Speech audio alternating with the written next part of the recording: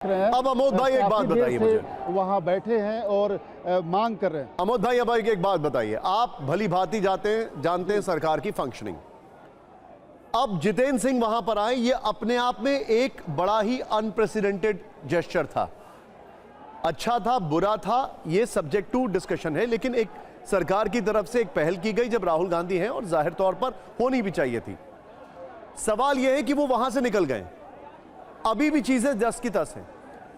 तो मेरे सामने 3-4 ऑप्शंस आते हैं, या तो बात बन गई या बात नहीं बनी। बात बन गई है तो फिर अभी क्यों नहीं निकले हैं? क्या सरकार की तरफ से कोई रिटन एश्योरेंस सोशल मीडिया या किसी का या कोई बाइट का वेट कर रहे हैं? बात नहीं बनी है तो फिर सरकार की आगे की स्ट्रैटेजी क्या होगी? क्योंकि ये जो है, अगर हम इस धरने को देखते हैं तो हम सीधे प्रधानमंत्री के आवास को देख रहे हैं, तो ये एक बहुत गलत मैसेजिंग जाती है। इसका आपके पास क्या जवाब है? ये बात बनी है, नहीं बनी है, क्या हो गया?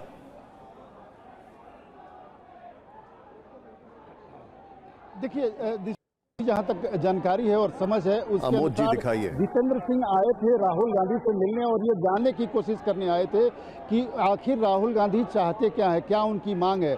और उनकी तकरीबन 20-25 मिनट उनके साथ जो बातचीत हुई है उसमें निश्चित तौर पे राहुल गांधी ने अपनी मांग उनके सामने रखा होगा। और जितेंद्र सिंह इस बात को कम्युनिकेट करने के लिए यहाँ से जाकर अपने आला नेताओं को, चूँकि जितेंद्र सिंह प्रधानमंत्री कार्यालय के भी मंत्री हैं, लिहाजा उनको सीधे उनका एक्सेस प्रधानमंत्री के ऑफिस और उनके घर तक होता है और यहाँ से जाकर वो बात अपनी बताएंगे पार्टी के, इनके सरकार के मुख्य नेताओं के सामने, उनके मंत्रियों के सामने कि ये मांग राहुल गांधी की है। चूँकि राहुल गांधी एक बड़े नेता हैं और मुख्य विपक्षी दल के नेता भी हैं, लिहाजा उनके साथ कोई भी बर्ताव, पुलिसिया बर्ताव या कड़ाई से बर्ताव कोई नहीं कर सकता।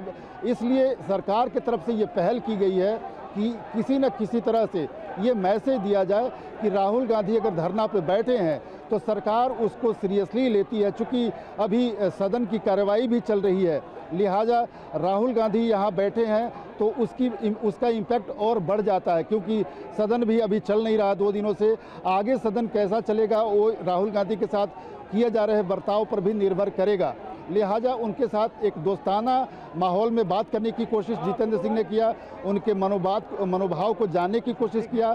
अब सीनियर नेताओं के पास जाकर वो इस बात को रखेंगे और आगे की भी कम्युनिकेशन जो होगा। देखिए मैं आपसे एक बात बताता हूं, मैं एक चीज जानना चाहता हूं अमोद जी, जो एक बार किया गया है तो जारी रहेगा। जब नड्डा साहब कॉकरोच जनता पार्टी के लोगों से मिलते हैं तो एक स्ट्रैटेजी और अप्रोच अलग होती है। जब जितेंद्र सिंह राहुल गांधी से मिलते हैं तो एक स्ट्रैटेजी और अप्रोच अलग होती है।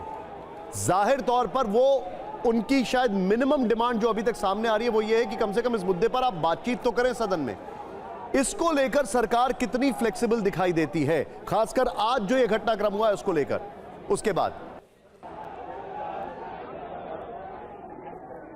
देखिए, निश्चित तौर पर सरकार राहुल गांधी की किसी भी बात को खारिज नहीं करेगी, उस पर विचार जरूर करेगी, उस पर चर्चा जरूर करेगी। राहुल गांधी का जो भी मांग है उस पर सरकार यूं ही नज़रअंदाज नहीं कर सकती।